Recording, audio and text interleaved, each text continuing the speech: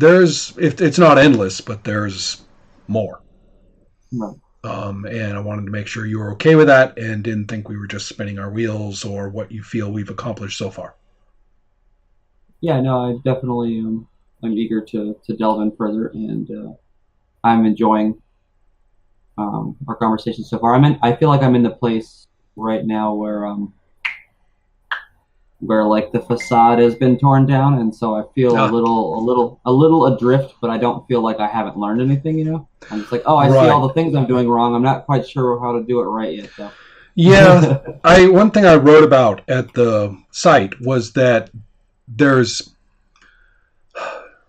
we know that the workings of the game are not really all that important for a player to completely understand at a dissertation level, or Hmm. more importantly that the workings of play itself are not really all that important just to be able to do it.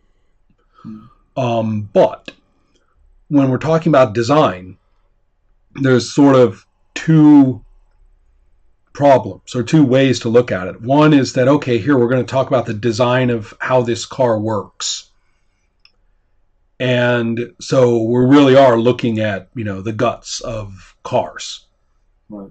But that's not quite the same as having a wrench in your hand and sitting there in a million pieces and saying, now where do I start? Right. So we've been taking a really intellectual approach rather than we've been trying by focusing on your example, but it's not quite the same as a purely mechanics based approach to design. I'm trying to stay away from the situation you described before, where the teacher just says, "Well, here's a wrench. If you're a real designer, you could do it." Right. I'm trying to stay away from that. On the other hand, if you're looking at what we've talked about and saying, "Okay, I'm still not seeing where to start," well, you have a point because there kind of isn't a starting point. All I'm trying to show you is how all the pieces are connected. So therefore, whatever starting point you've got, at least you know where to go. Right. But okay, let's get practical. One thing that I threatened last time was really to look at the state of play when we are in the thick of multiple characters doing things. Mm-hmm. And this is what some have called the beating heart of role playing. If we're playing and everybody wants their character to do a thing, and everybody is pretty interested in the characters doing a thing, and the things in question are possibly in conflict with one another and certainly consequential. If the game can't hack it, if you don't know what to do, then you don't have a game design. Right. It's pretty straightforward. So just imagine the most complicated possible situation for characters in your game, or for the characters in the fiction to be involved in a situation where more than one person at the table is permitted to talk. The most potentially consequential and the most potentially complicated situation possible. So go ahead and imagine that, whatever it may be. And there are 4 terms which pertain to what the characters are doing, each of them. So these, I was very specific. These apply specifically to the characters, and we know that in the fiction these things have to happen per character. And we are not at the moment talking about how we talking make it happen. We're talking about this is the requirement of whatever it is we do, is that all 4 of these things have been attended to in some kind of working way. And they would be per character, per thing to do. Intent. Whatever it is that a character launches into doing. And it's not just internal intent, it has to be committed intent. It's what they're going to do. Second, initiation. To start to do it. To physically or otherwise actively be engaged in really doing it. Third, execution. Up through the end of the committed activity of doing the thing. And then finally, the effect of the thing, however well or badly, successfully or unsuccessfully, they did. And all of the possible bits and pieces, in some games, locations of the characters during this process are very important. In other games, they're not. How this relates to certain other things, like, for example, being able to communicate with one another at the same time as you do it. There are lots of other little bits and pieces, but those 4 things is what any mechanics, routines, procedures, whatever you want to call them of play, have to attend to in that kind of situation. And now that we know what fictionally is required, we can talk about the way different games make this happen. One of them is very, very familiar. You effectively go into stop motion. You establish an order in some way, either by just checking numbers or maybe by rolling dice or whatever. You establish, or maybe just going around the table, I don't know, but you establish order, and then in stop motion, each character does the whole Megillah. 1, 2, 3, 4. Next turn, character does 1, 2, 3, 4. Do you see why I call it stop motion? Yeah. Yeah. So in many cases, there is a nominal participation of another character, for example, armor class, which, as the rules will tell us over and over, text after text, actually refers to the character using their defenses and their armor. But it's just represented in that one number, and the other player has nothing to do with this, basically, at this point. So the effect, as I say, in play is stop motion.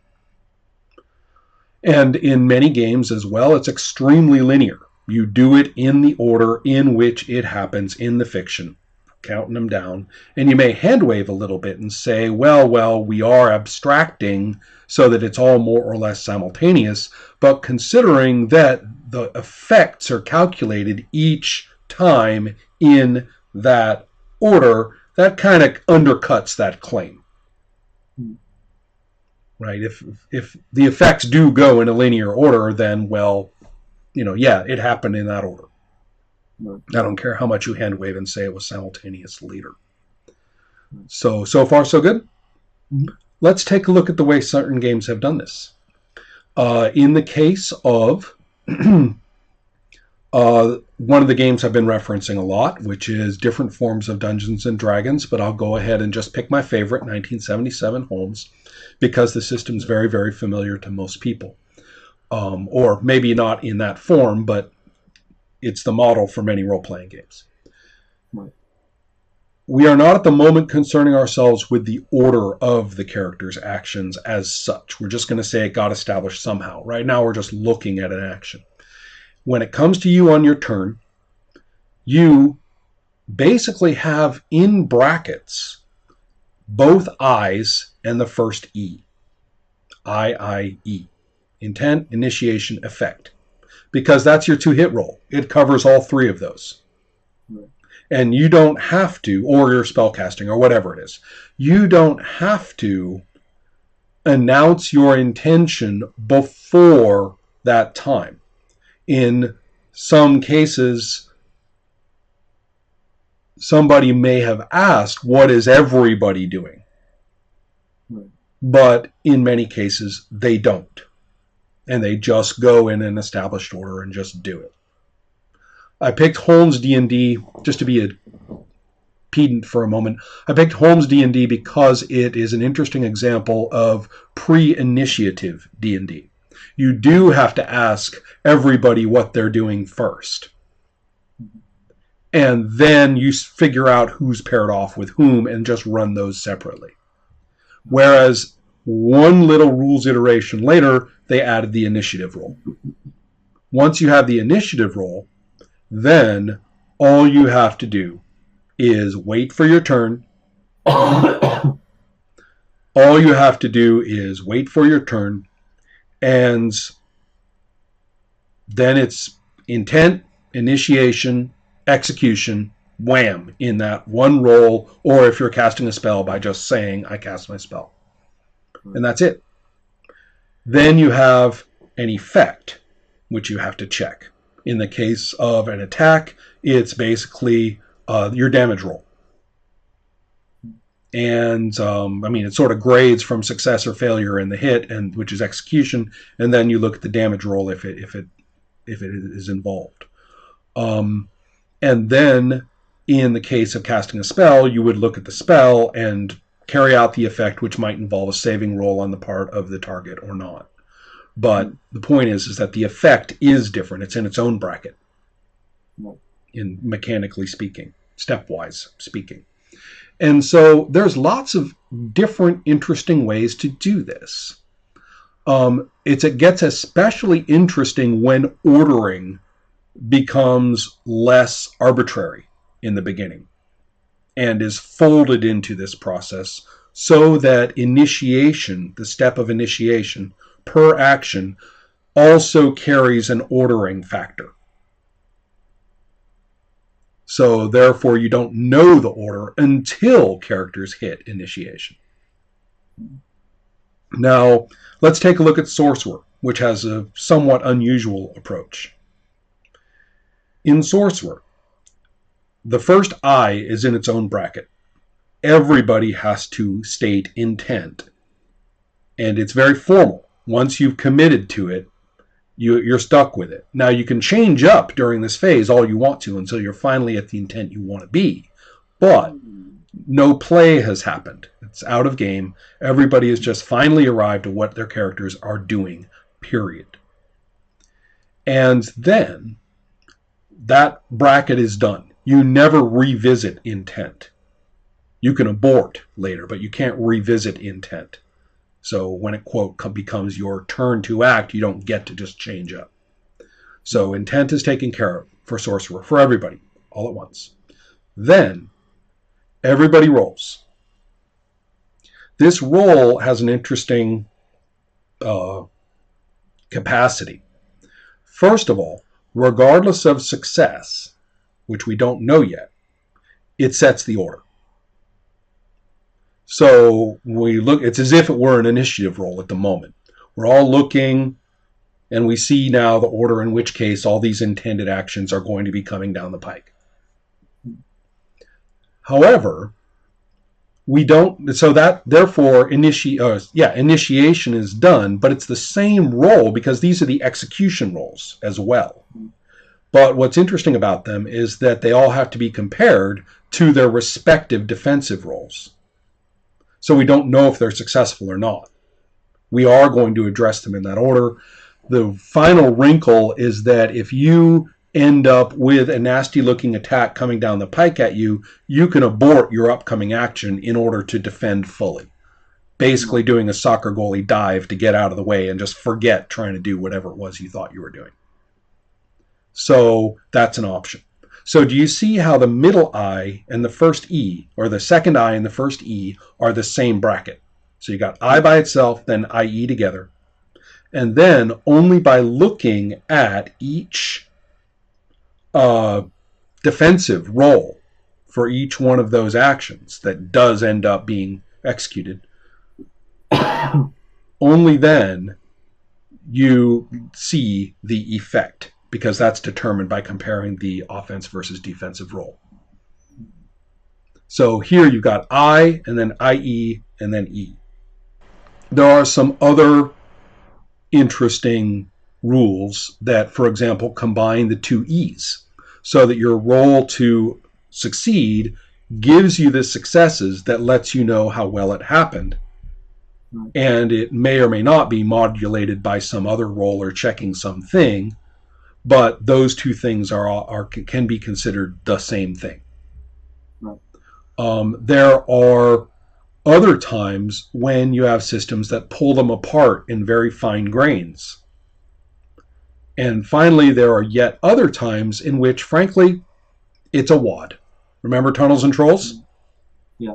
If we all just pile into the collective roll against the monsters, nobody's doing any individual actions like I talked about, We just all throw it in, right? These are my dice for my weapon. These are my adds. Notice that this roll is actually your weapon's damage dice. There's no actual 2-hit roll. Your 2-hitness is accounted for by what's called your adds from having high attributes. It just adds to the roll. Right.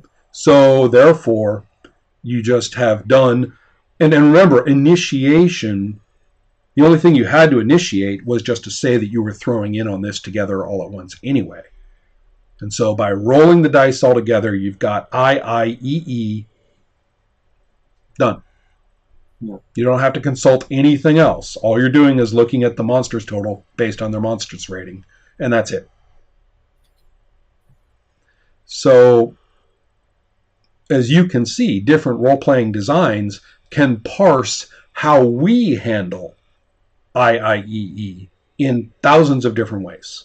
And notice that it has a curious relationship to ordering. Sometimes IIEE includes an ordering factor. Other times the ordering factor is determined beforehand, and then we just carry out IIEE with it for that order.